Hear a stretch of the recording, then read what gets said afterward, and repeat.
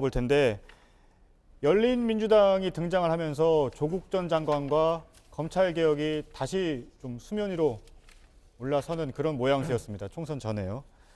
실제로 표심에 어느 정도 영향을 미쳤느냐 이 부분에 대해서는 좀 의견들이 엇갈릴 수도 있으실 것 같은데요.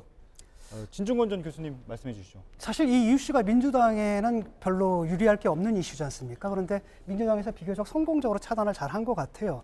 왜냐하면은 그 덕을 본 게 이제 사실 열린민주당인가요? 이름도 기억이 안 나는데 열린민주당의 창당이죠. 아예 그냥 까놓고 조국을 수호하겠다라는 당이 아예 바깥에 나가서 당을 차려줬거든요. 라고 하니까 사실은 조국을 수호한 민주당에 대한 이 반감이라는 게 오히려 그쪽으로 옮겨진 거고요. 오히려 또 그 당이 있어가지고 국민들의 그 정권을 향한 이런 불만을 그 당이 흡수하면서 동시에 또 조국 수호를 또 지지하는 사람들이 있거든요. 그 세력까지 끌어안는 일종의 뭐랄까 양수겹장이라고 하나 이런 효과를 좀 낸 것 같습니다. 예. 검찰개혁의 대목은 시간이 지나면서 좀 더 명료하게 보게 된 게 있죠. 조국 장관이 공정성 훼손의 주범처럼 얘기를 전제하셨는데 전혀 그렇지 않죠. 이때까지 보수 정당이 한국 사회의 공정성을 구조적으로 훼손해 왔던 역사가 있었기 때문에 그 지점을 짚어야 하는 것이고, 그리고 윤리적인 책임을 과도하게 법적 책임으로 넘긴 것은 이제 제대로 정리가 될 거로 저는 보여져요. 재판도 지금 진행되고 있고, 그리고 검찰이 언론을 통해서 어떻게 했는지도 지금 계속 드러나고 있는 상황이기 때문에 아마 우리 한국 사회는 조국 장관과 관련한 검찰개혁의 진상을 점점 더 깊이 알게 될 거로 봅니다. 애초에는 더불어민주당이 여기에 대해서 다소 수세적인 입장을 취했지만은, 그러나 검찰개혁을 깃발로 내세웠던 정당이 목소리를 높이는 것에 대해서 한국 사회가 담담히 받아들이기 시작했어요.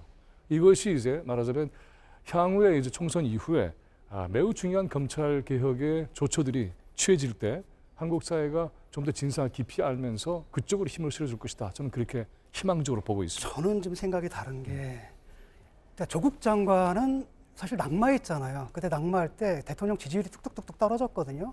그러니까 그쪽에서 어떻게 생각하는지는 잘 모르겠지만, 그래도 적어도 우리 국민들 중에 상당수는 그 일가가 한 행위에 대해서 상당히 부정적인 생각을 갖고 있고요. 저는 그 민주당이 다음 대선에서 권력을 재창출하기 위해서는 이 문제를 분명히 정리하고 넘어가야 된다고 생각을 합니다. 그러니까 예컨대 이분들이 저도 그렇거든요. 친구니까 뭐 법정에서 좀 가벼운 형을 받거나 아니 무죄가 나왔으면 좋겠어요. 우리는 그걸 묻는 게 아니라 공직자로서의 도덕성을 묻는 거고, 분명히 부도덕한데 수많은 사람들이 그 부도덕한 사람 지지했던 이 상황의 비정상성을 묻는 거거든요. 네. 이제 그림이 완전히 달라진 건데, 윤리적인 책임을 과다하게 법적으로 징벌하는 것은 인권주의의 요소가 분명히 있는 것이죠. 진보 세력은 그래서 이와 같은 인권주의에 대해서 아주 민감해야 하는 것이고, 뿐만이 아니라 이번의 과정에서 우리가 놀랍게 발견하게 되는 것은 왜 그렇게 수많은 사람들이 수청에 모였을까 하는 것은 매우 중요한 요인이 하나 있어요. 뭐냐 하면 아까도 잠깐 얘기했지만은 기존의 언론의 정보 공급이라고 하는 것이 얼마나 근거가 없는가 하는 것을 도처에서 시민들이 직접 찾아냈습니다. 이러한 정보에 대한 이해와 이러한 정보를 검토하는 것에 대해서 만약에 마음을 닫고 있다고 한다면은, 그러면은 검찰개혁과 조국 장관의 문제를 함께 동일하게 미래지향적으로 바라보는 사람들의 생각을 이해하기는 굉장히 어려워질 거예요. 네, 저도 좀 말씀을 보태면 조국 전 장관에 대해서 뭐 호불호, 옳고 그름은 여기서 논할 필요는 없을 것 같고요. 조국이라는 요인이 선거에서 어떻게 작동을 했느냐, 그다음에 정당에서는 조국이라는 요인을 그러면 선거 캠페인에 어떻게 이용을 했느냐, 여기로 한정해서 말씀을 드리면, 결론부터 말씀을 드리면 미래통합당은 안이했고 무능했다. 일단 먼저 결론부터 말씀을 드릴게요. 왜 그러냐면 조국 전 장관은 각설이가 아니에요. 작년에 왔던 각설이 또 돌아오는 게 아니에요. 다시 말해서 조국이라는 이름만 꺼내면은 미래통합당한테 표가 오고 민주당에서 표가 떨어질 것이라는 사고 자체가 너무나 안이한 사고다. 거저먹으려고 했던 불로소득을 노리는 어떤 사고라고 하는 게 뭐냐면은 이 표심의 작동이 어떻게 되는가를 한번 좀 복기를 해보자라는 거죠. 일단 기소가 됐어요.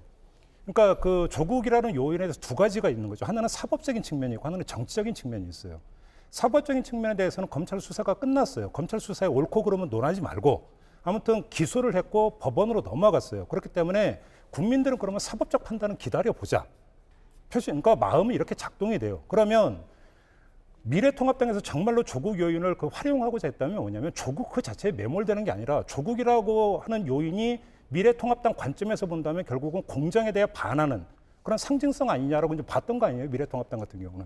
두 가지가 있었죠. 첫째, 그 직후에 뭐가 터졌습니까? 김성태 의원의 그 자녀 특혜 채용 문제가 터졌고 법원에서 뇌물 부분은 무죄가 나왔지만 특혜 채용은 인정이 됐어요. 일단 여기서 반감이 되는 부분이 있어요. 아까 정권 심판을 이야기하는데 정권 심판을 주창하는 쪽에서 정당성이 얼마나 있느냐라고 하는 문제에서 동일한 대자뷰가 형성이 됐던 부분이 하나가 있고요. 두 번째는 뭐냐면 조국 그 자체가 아니라 자, 조국이라는 사례를 통해서 지금 대한민국 사회가 얼마나 불공정하게 돌아가고 있는지 자, 이거에 대해서 미래통합당은 이렇게 하겠습니다라는 담론이 되면서 이것을 구도를 이런 식으로 짰어야 되는데 그냥 조국만 외치면 유권자들이 따라올 거라고 봤던 것 자체는 무능하다라는 거죠. 그렇기 때문에 미래통합당은 안이했고 무능했고 아까 했던 말씀을 다시 드리면 콩 심은 데 콩 나고 팥 심은 데 팥 나고 뿌린 대로 거두는 것이다. 예. 지금 예측조사 결과도 그렇게 밖에는 볼 수 없다라는 말씀을 드리겠습니다. 근데 사실은 예.